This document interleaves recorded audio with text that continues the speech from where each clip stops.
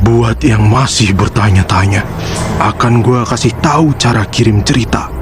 Tuliskan cerita kalian dan kirim ke email kita. Kalau sudah, tunggulah balasan dari kami.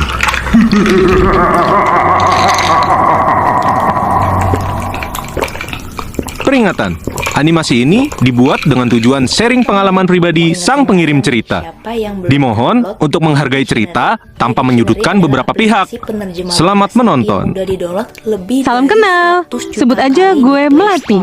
Gue seorang ibu rumah tangga dan istri seorang TNI yang dikaruniai 2 orang anak.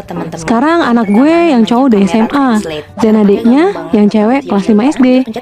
Di sini gue mau cerita nih tentang pengalaman gue sekitar 3-4 tahun lalu ketika suami gue menjadi babinsa di sebuah kelurahan di Salatiga, Jawa Tengah semasa pandemi COVID-19. Kalau boleh jujur, itu masa paling melelahkan dan sangat menguras energi bagi gue dan suami. Gimana nggak capek coba? Suami gue waktu itu super duper repot sama kegiatan di wilayah kelurahan. Karena itu salah satu tanggung jawabnya sebagai babinsa. Sedangkan gue sebagai ibu yang harus siap mendampingi anak-anak yang bersekolah daring. Di saat yang bersamaan, gue harus muter otak gimana survive mempertahankan usaha UMKM gue yang udah kembang kempis selama pandemi. Kayak yang gue bilang tadi, selama pandemi sebagai babinsa suami gue sering pulang malam. Bahkan kadang-kadang pulangnya sampai menjelang subuh. Dari ngurus laporan terkait warga yang kena COVID, sampai ngurusin penyaluran bantuan buat warga-warga yang dikarantina di rumah. Nah, akhirnya gue punya kebiasaan nih kalau suami pulang larut.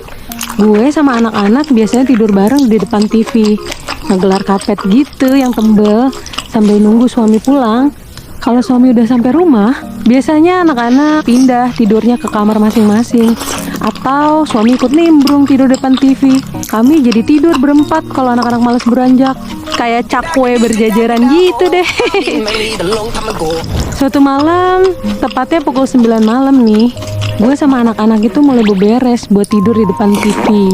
Karena malam itu suami bakal pulang larut. Pas banget, waktu itu lagi hujan deras, anginnya kencang gak karuan. Sesekali petirnya menggelegar, saking gedenya, seolah nembus tembok gitu. Pernah kan kalian kayak gue?